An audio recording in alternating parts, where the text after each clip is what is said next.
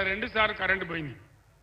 నేను చెప్పిన కరెంటు పోయింది అని, మరి నన్ను ఇబ్బంది పెట్టానని తీసేసిండ్రా లేదా వాళ్ళ అసమర్థతన పోయిందని నేను ట్విట్టర్లో పెట్టిన. దాన్ని చూసి ఈ జిల్లాలో ఉన్న ఉప ముఖ్యమంత్రి కరెంటు మంత్రి బట్టి విక్రమార్క, ఆయన బట్టి విక్రమార్క కాదు వట్టి విక్రమార్క, ఆయన ఏమి స్టేట్మెంట్ ఇస్తాడు? ముఖ్యమంత్రి కేసీఆర్ గారు అబద్ధాల కోరు, అబద్ధం చెప్తున్నాడు అని చెప్తాడు. ఇప్పుడు నా దగ్గర ఉన్నది కాగితం. నిన్న ఉస్మానియా యూనివర్సిటీలో అక్కడ చీఫ్ వార్డెన్ గారు ఒక సర్కార్ ఇష్యూ చేసిండ్రు. కరెంటు కోతలున్నాయి, నీళ్ల కొరత ఉంది, హాస్టల్ మూసేస్తున్నాం, మీరు ఇంటికి పోండి అని చెప్పించండి. దాన్ని పెట్టి మళ్ళా నేను ట్విట్టర్లో పెట్టి ఇయ్యాల. అదే బట్టి విక్రమార్క గారు చూడండి మీ ఘనత ఎంత ఉందో, ఎక్కడో మహబూబ్ నగర్ ఖమ్మం కాదు ఉస్మానియా యూనివర్సిటీకే నీళ్ళు ఇచ్చే దిక్కు లేదు అని నేను పెట్టిన. ఏం చేసిండ్రు తెలుసునా? ఏం చేసిండ్రు? ఆ చీఫ్ వార్డెన్ ఎవరైతే ఉన్నారో ఆయన నిన్ను ఎందుకు సస్పెండ్ చేయొద్దు అని నోటీస్ ఇచ్చింది. మీరు సస్పెండ్ చేస్తే చేస్తారు కావచ్చు, కానీ కోతలు నిజం కదా. బీఆర్ఎస్ గవర్నమెంట్లో ఎక్కడ చూసినా వరి కోతలు, ఇవాళ ఎక్కడ చూసినా రాష్ట్రంలో కరెంటు కోతలు, ఇది జరుగుతున్న చరిత్ర. ముఖ్యమంత్రి గారు ఏం చెప్పిండు? ఇవాళ ముఖ్యమంత్రి కేసీఆర్ 1 లక్ష రూపాయలు మాఫీ చేసిండు.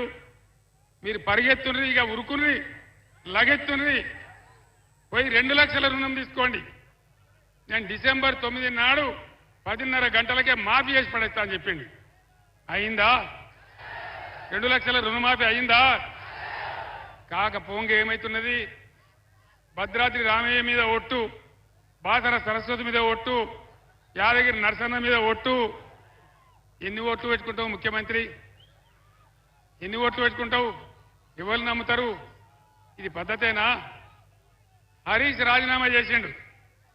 ఆగస్టు 15 లోపల నువ్వు రుణమాఫీ చేయకపోతే నువ్వు రాజీనామా చేయాలి, నేను కూడా రాజీనామా ఇస్తున్నా అని చెప్పి హరీష్ పోయి రాజీనామా ఇచ్చిండు.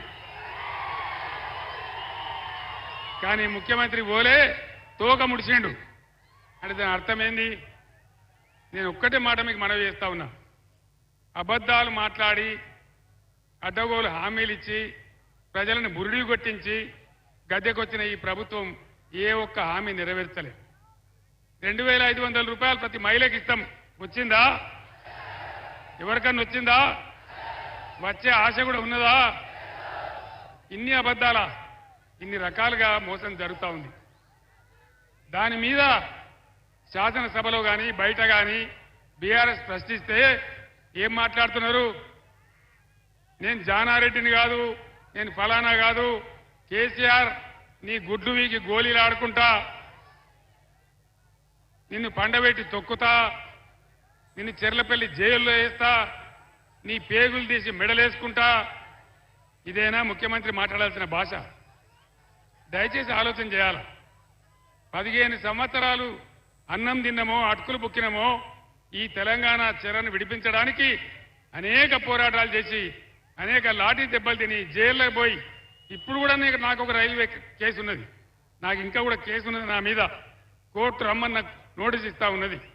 ఆ రకంగా ఉన్న వ్యక్తిని పట్టుకొని, తెలంగాణ సాధించి పెట్టిన వ్యక్తిని పట్టుకొని, తెలంగాణను 10 ఏళ్ళు బ్రహ్మాండంగా ఒక ధీమా ఉన్నటువంటి రాష్ట్రంగా తయారు చేసిన ముఖ్యమంత్రిని పట్టుకొని నిన్ను జైల్లో వేస్తా, నిన్ను కొడతా, నిన్ను పండబెట్టి తొక్కుతా, ఇదా భాష? జైల్లో వేస్తా అంటే కేసీఆర్ భయపడతాడా? ఈ జైళ్లకు తోకమాటకు నేను భయపడతానా? నేను జైళ్ళకు భయపడితే తెలంగాణ వచ్చేదా? అందుకే నేను మీతో ప్రార్థించే, దయచేసి ఈ అబద్ధాలు, ఈ మోసం చేసిన వ్యక్తులు వీళ్ళు ఎంతో కాలం ఉండలేరు. వాళ్ళే చెప్పుకుంటున్నారు. బీజేపీ వాళ్ళు స్టేట్మెంట్ ఇస్తున్నారు, పార్లమెంట్ అయిన తెల్లారే రేవంత్ రెడ్డి మా బీజేపీలకు జంపు కొడతాడో చెప్తున్నారు.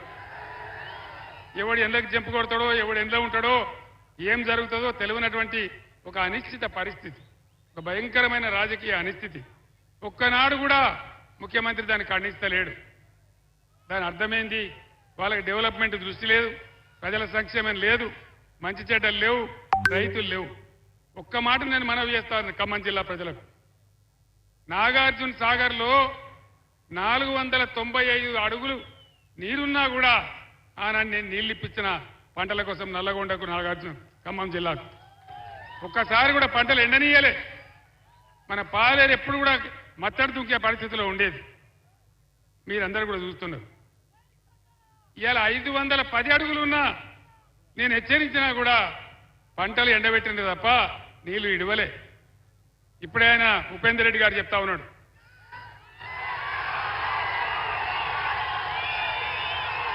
నీలకొండ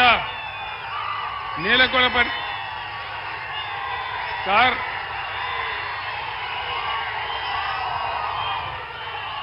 మా నీలకొండపల్లి మా కాన్స్టిట్యున్సీలో నీలకొండపల్లి మండలంలో పంటలు ఎండిపోయినాయి బాగా అని చెప్తా ఉన్నాడు.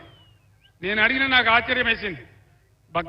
భక్తరామదాస్కి ఏమైంది, అంత బ్రహ్మాండమైన ప్రాజెక్టు కట్టినాం కదా ఎందుకు ఎండిపోయిందని అడిగితే అనేక రకాల బాధలు సార్, పాలేరు కూడా ఎండబెట్టినారు, కరెంటు కూడా సరిగ్గా ఇయ్యలేదు, చాలా పంటలు ఎండిపోయినాయని చెప్తా ఉన్నారు. ఎక్కడ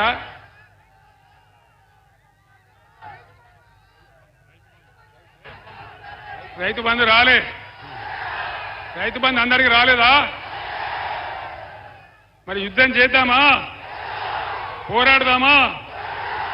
మీ అందరు నేను ఒకటే కోరుతున్నా, ఈ కాంగ్రెస్ పార్టీ అడ్డగోలు హామీలు ఇచ్చి నాకు గుర్తు లేకపోతే మీరు గుర్తు చేస్తా ఉన్నారు.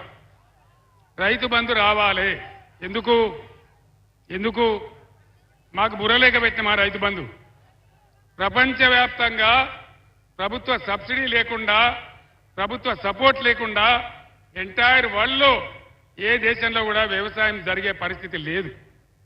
అశోక్ గులాటి అని ఒక ఆగ్రో ఎకానమిస్ట్తో అనేక మాసాల పాటు చర్చించి మేము నిర్ణయం తీసుకొని మన రైతులను నిలబెట్టాలి అని ఒక 4-5 కార్యక్రమాలు చేసినాం. రైతు బంధు ఇచ్చినాం, కరెంట్ ఇచ్చినాం, నీటి తీరువా లేకుండా ఇచ్చినాం, వాళ్ళకి అన్ని మాఫీ చేసినాం, నీటి తీరువా పాత బకాయిలు కూడా రద్దు చేసినాం, ధాన్యం కొనుగోలు చేసినాం. ఈ రకంగా రైతులను ఆదుకున్నాం. వీళ్ళు వచ్చి ఇప్పుడు ఏం మాట్లాడతారు, మేము 5 ఎకరాలు ఉంటేనే ఇస్తాం, 5 ఎకరాలకు మించి ఇయ్యం,